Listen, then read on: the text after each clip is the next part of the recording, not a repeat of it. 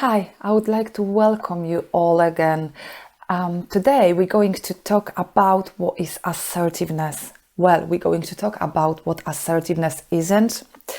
As a quick reminder, my name is Karolina Skulska and I am owner of Be Super You. Along with Europia, we are doing that resilience videos for you to be able to cope within this situation we are surrounded by now, which is COVID-19. But to be absolutely honest, that can be used in any other situations. So if you haven't seen previous videos, feel welcome to come back to them because some of the subject, they will be overlapping. Okay, so let's just think about that.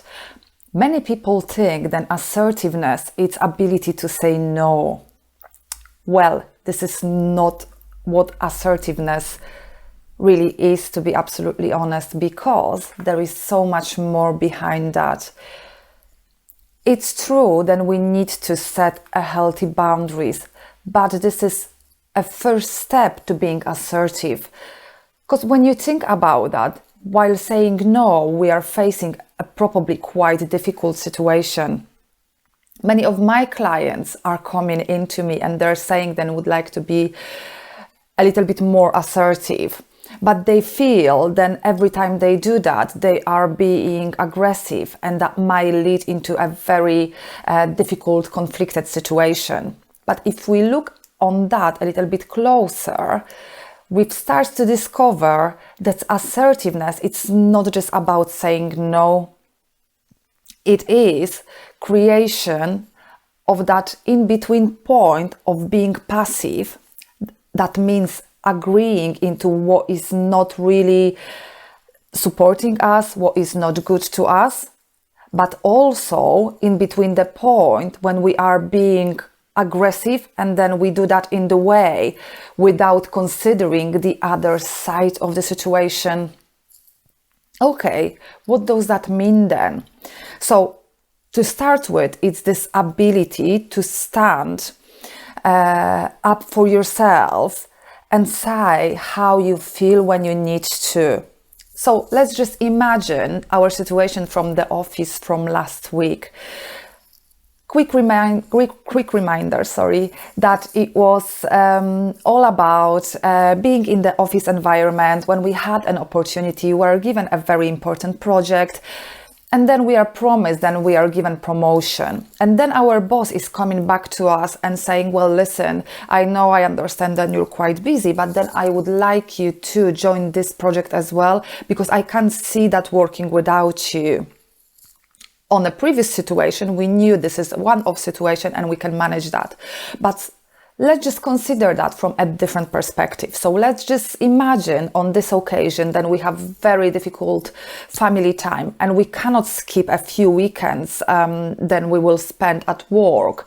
And we need to balance this life-work environment. But on the other side, we know that it's our opportunity to be going up the ladder as well.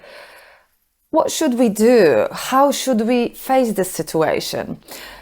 So being assertive means that we are kind of checking first our self-environment, and then we are thinking, well, my family, it's my core value. I think it's first on my value list.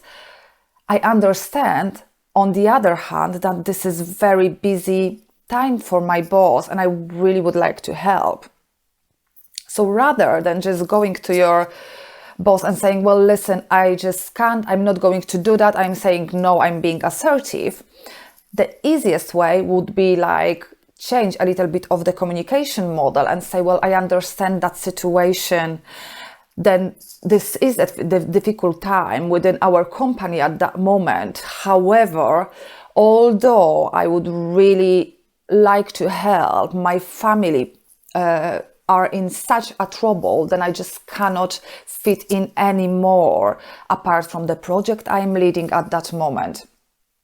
And doing that with this energy, you will start to notice that you are being respectful for like a person who you're dealing with, because you discovered and this is what his needs are, then you've kind of assessed how far you can go with that, and you can offer your boss an extra couple of hours then. So then you will assess like how much you can give from your side, and then you would need to probably negotiate and meet somewhere in between. And if you think about that, then our lives are much more the same when it comes to our family lives, because on every occasion, it's not just your boss who will be like, who you will need to say no to, but that's your relatives, that's your parents, that's your children. And then by assessing this balance in between their needs and when you can stand up in the situation, you are creating that healthy space, which is called assertiveness. And as a human, we have right to ask for what we are entitled to. We have right to refuse without feeling guilty if it's something it's not fitting with our values, with our environment, and to be listened to this in the same respectful way as you are listening to others. You have right to be consulted with, and I think it's very important because it's not just about your house environment and your work environment. Whoever is making decision and taking you under consideration to act within a situation should first have that communicated with you, and it's very kind of important, and decide what we feel it's reasonable. And within these regards, let's just think about how we can support our assertiveness. And I think the assertiveness, it's all about communication. So we've understood this like balance in between being passive and aggressive, but then we need to think about how to prepare into the situation where we need to say no or we need to refuse, and how to do that to be kind of seen in this way. So the first thing, we need to concentrate on our body language. So try to relax before you will get into the situation. And if you don't know how to do that, there are already 2 recordings, and especially a previous one, which is saying about heart coherence, could really support you into this situation when you can, by using a simple technique, shift your attention and get into the states of conversation which definitely support you being assertive and not getting to that aggressive state. However, think about your shoulders, think about your hands. So try to keep open posture rather than close yourself just in front of the person. Try to look person in their eyes. Try to listen. This is very important as well, because sometimes we are so concentrated on what we want to say, then we forget that it's the same important to listen to another person, because that will then allow us to find that middle point in between. Clear and expressive emotions. I think it's very important to mention emotion in that state, because maybe the other person don't know how we feel within this environment. And think about that. If you are saying, well, I'm not going to do that, please just leave me, that's might be seen as a bit of aggressive, and probably if you hear something like that, you wouldn't feel great with that. But if you change a little bit of your vocabulary, and then you will say, I don't feel comfortable with that situation because I have too much on at that moment and I'm just unable to get anything more than that, although I understand your situation, which is also difficult. This is what I can offer, but I cannot go any farther than that. And I'm sure then you can feed that in within the way you're speaking, in within your own way of communication. So the tone of the voice as well. This is something, it's very important.